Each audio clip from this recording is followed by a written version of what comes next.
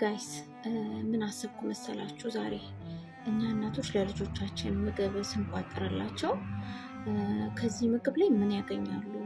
ምንድን ነው የሚያገኙት ኒውትሪንት እንላለን አይደለ?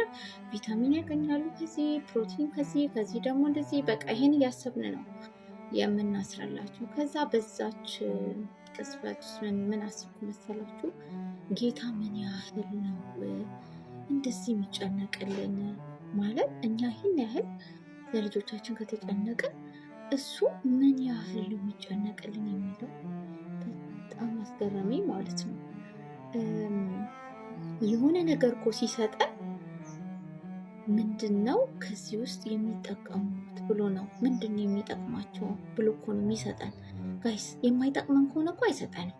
አሁን አንዳንዴ ይሄ ነገር ለምን አልሆነ ምናምን እንላለን አለ ጋይስ። የማይሆን የማይጠቅመን ከሆነ አይሰጠንም። በቃ እንደዛ ነው ማሰብ ያለብን።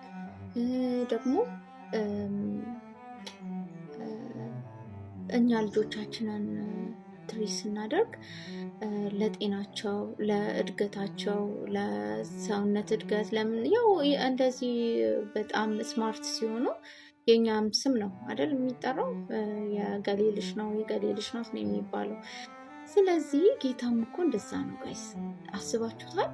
እሱ የሚጠቅመውን የሚሰጠን እያሰበ የሚሰጠን እኮ የእሱ ልጅ እኮ ነው የምንባለው።